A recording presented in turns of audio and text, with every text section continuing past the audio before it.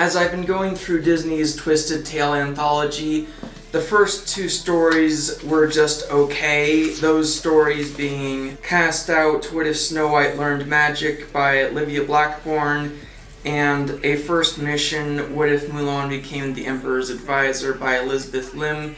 Those two stories were just okay, but now we've come to It's Viola, that might be how you pronounce it, What If Remy Had Met Colette First by Liz Broswell. The dreaded moment has come. I may or may not have mentioned this in every single video I've ever made talking about Twisted Tales, but Liz Broswell is a horrible author and everything she writes should be cast into the fires. With the story concentrating on Colette from Ratatouille, it talks a bit about the culinary world being unfair towards women. Now here's the problem with that.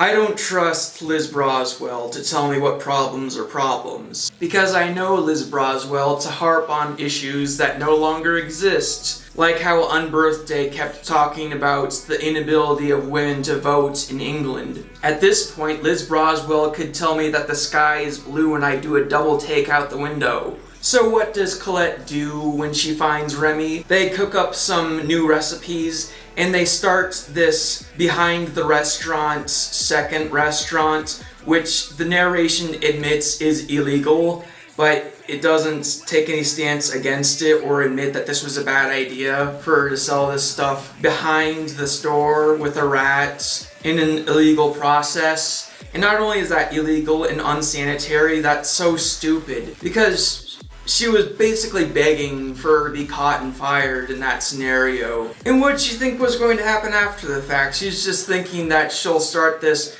behind the restaurant, second restaurant that's illegal, and then she'll put that on her resume. And then the story ends with Linguini just giving her a restaurant. And not because she's learned the error of her ways or anything. It's just because he likes what she's been doing, which the book admits is illegal, and she gets to live her happy ever after. Oh great, I just love when bad examples are rewarded. And before you say that I'm exaggerating how this is framed, let me remind you that Liz Broswell has a history of framing destructive attributes as desirable. I'll never forget the time in What Once Was Mine when a scream of fury killed an innocent nanny and it was framed as a sign of great queenly potential. You know, sometimes I think I should be less harsh with my criticisms and concentrate more on being constructive with my criticisms, but whenever I think like that, Liz Broswell is exempt from that way of thinking,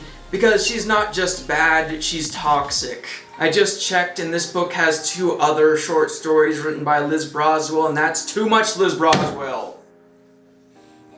The first 2 stories were already just okay, and now we have this Liz Broswell nonsense. At this point, this book has a huge uphill battle to climb if it wants to be considered good as a whole. Now for an update on Prince of Thorns and Nightmares, Disney's Sleeping Beauty from Philip's perspective. This book has 426 pages, and I just read page 191, so I'm getting near to the halfway point. Since the last update on this book, I have read chapters 7 through 10. Recently, we've gotten into more of the adventurous side of things, which is good, but there's also been some exposition on how magic works, which has been taking up a hefty portion of what I've been reading. Now, maybe this is just personal preference, but I kind of like when they just skip to magic being used in action rather than spending so much time explaining how it works. Well, why do I say it?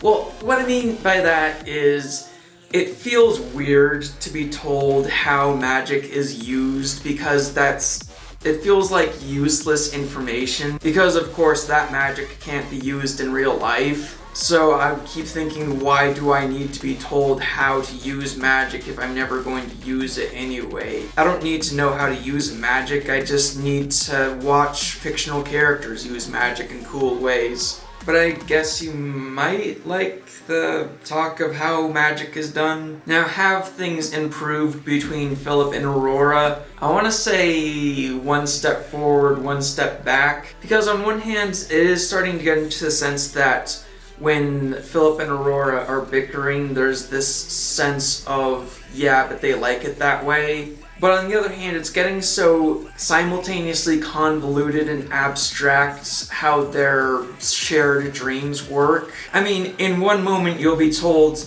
that they know each other better than anyone else does because of the way their dreams have been working, but in another moment you'll be told that they have this warped understanding of each other. At least Philip has more of an, I want to say ultimately healthy dynamic with his squire Johanna. I mean, they'll take digs at each other, but with them it's more explicit that there's this warm fuzziness underneath. But of course this book is not written by Liz Broswell, so I should make an attempt to be more constructive than harsh. I talked about this in my Immortals of Avium video, but the thing about subverting expectations, if your audience is excited about something and you subvert that expectation, it creates disappointment. Good subversion of expectations is when your audience is expecting you to do something stupid and you don't do that. And my problem going into The Prince of Thorns and Nightmares is I had these expectations about how heroic Philip would be and how charming he would be with Aurora, and have that subverted for almost the first half of the book is leading to this disappointment. So I think the lesson to be learned is, if you have these notions of what people are excited about seeing from these characters, then there should be a priority to live up to that, and not think that subverting expectations is inherently brilliant. So remember to like, comment, subscribe, ring the bell, and not tell me how to do magic.